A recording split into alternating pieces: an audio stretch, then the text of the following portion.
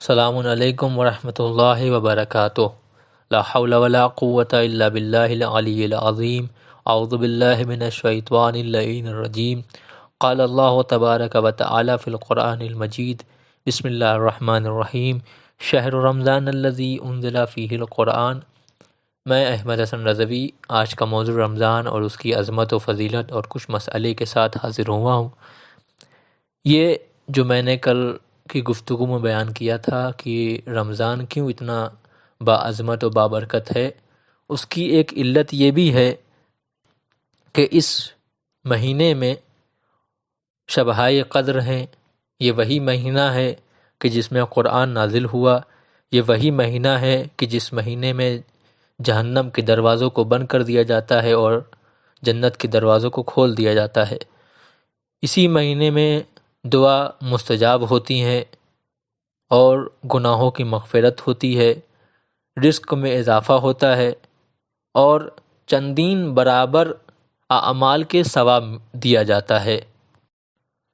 اور صرف اتنا ہی نہیں بلکہ امام صادق علیہ السلام سے روایت ہے، کتاب کافی جلد 2 صفحہ نمبر 460 حاشیہ نمبر 6 میں مولا سے فرمان ہے کہ آپ نے رسول سے ایک روایت نقل کی کہ رسول اکرم صلی اللہ علیہ وآلہ وسلم نے فرمایا کہ صحف ابراہیم ماہ رمضان کی پہلی شب کو نازل ہوئی، تورات ماہ رمضان کی چھٹی شب کو نازل ہوئی، انجیل ماہ رمضان کی 13ویں شب کو نازل ہوئی اور زبور ماہ رمضان کی 18ویں شب کو نازل ہوئی، اور خود قرآن رمضان کی 23ویں شب کو نازل ہوئی۔ اب بات کچھ مسئلوں کی طرف جاتی ہے، وہ یہ کہ یہ جو ماہ رمضان ہے، اس کو اگر ہم سب صرف رمضان کے نام سے یاد کریں یا رمضان کہہ کر پکاریں یا رمضان کہیں تو یہ صحیح نہیں ہے۔ کیوں؟ اس لیے کہ بعض روایات میں یہ ملتا ہے کہ رمضان پروردگار کے ناموں میں سے ایک نام ہے، اور بعض جگہ یہ ملتا ہے کہ ماہ رمضان کہا جائے تاکہ رمضان اس سے سمجھا جائے۔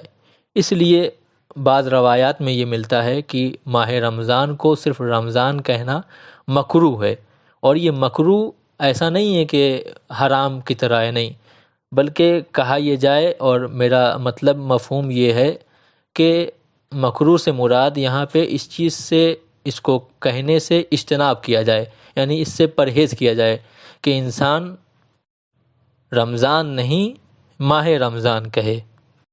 اب ہم سب حکم شرعی کی طرف رجوع کرتے ہیں، وہ یہ کہ کیا ہم روزے کی حالت میں انجیکشن لگا سکتے ہیں یا لگوا سکتے ہیں، یعنی کیا اس عمل سے روزہ باطل ہوتا ہے یا نہیں باطل ہوتا۔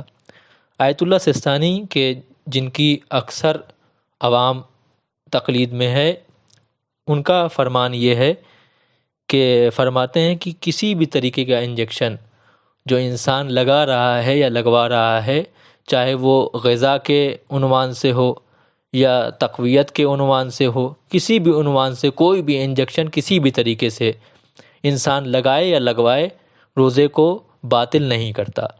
اور دوسرے جو بڑے ایک مرجع ہیں کہ جن کا نام آیت اللہ خامنائی ہے، ان کا یہ کہنا ہے کہ اگر انجیکشن تقویت کے لیے ہو یا غذا کے عنوان سے ہو تو لگانا جائز نہیں ہے۔